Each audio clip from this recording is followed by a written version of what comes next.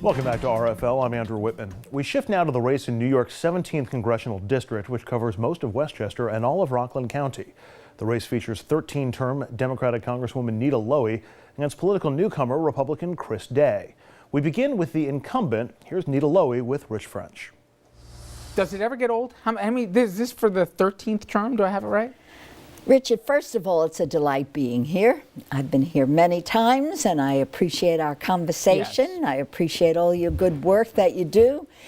Yes, this is my 13th term, and I have more energy and more vigor every day. And you know what excites me, I think, most about it? Because now I've been doing train stations at 6:30 in the morning, going to festivals all over the county, meetings constantly, but I do that all the time. And the casework we do is so appreciated. I don't know if you were there, your people were there at the honor flight this Saturday. That was a great story. Oh, as the tears were streaming. It's a great story. Yep. But what thrilled me, people like Chick Colella would say, "Thank you, Nita." And the person next to him, "Thank you, Nita," because we've helped so many veterans with their cases. I know you love the district stuff, and everybody says they do, but you're one of the only ones who actually do and I'm enjoy the everywhere. fun. But you've done this long enough. Why, in God's name, would you want to go back to that dysfunctional mess that is Congress? There's other things to do in your life. You got all these grandkids running around. You could 8 of them. Right, but you why? I mean this honestly. You know why? I'll tell you why. Number one, and not to be corny because it's the truth, I'm a citizen of the United States of America. And if I have the capacity to go down there, I forget where I am today, go down there and fight for people, it is so rewarding. And now I have the seniority. I'm the ranking member on the Appropriations Committee, which means all the 12 subcommittees are controlled by the ranking member. Now, it's better to be the chair. I wish I were the chair, but I've always worked in a bipartisan way, and I've worked with the chairman of the committee, Hal Rogers from Kentucky, to get things done. Now, it is dysfunctional.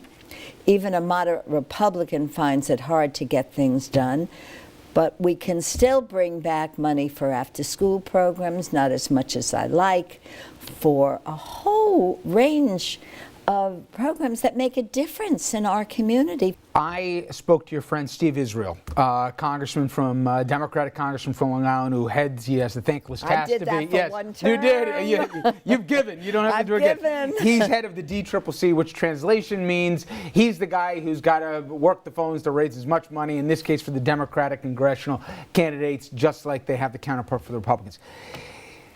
A year and a half ago. He really thought, unless he was blowing sunshine, that you guys thought you had a chance to take it back. Now, I know that they're taking money out of districts they thought they had a chance to try and keep incumbents in. You complete all of this. We don't know. You're going to win. Right. But the point is, a lot of the other incumbent Democrats are in trouble. Here's what I don't understand. The approval rating for Congress is less than 10% nationally, but it's just as bad, if not worse, for Republicans. Why are Republicans making gains potentially, let alone Democrats not making gains in the House this time around? Number one, we absolutely need campaign finance reform. When I hear about a race, and many of the Senate races, where you have the Koch brothers coming in $4 million in a week that they're spending. Democrats could do that too if they wanted to. Democrats are doing. In fact, there was an article about a big yesterday, I think, in the paper, a big Democratic spender versus the Koch brothers. The amount of money is outrageous, and I have been for campaign finance reform forever.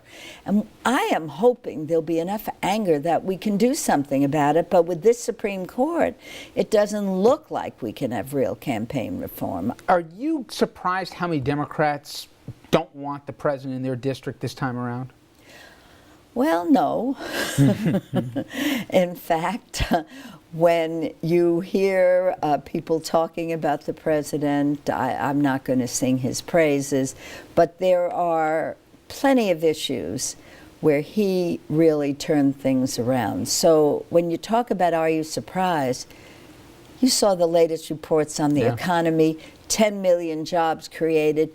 people probably forgot what it was like, and George Bush was a very nice man. They probably forgot how the economy collapsed. In fact, the stock market is at its highest level ever.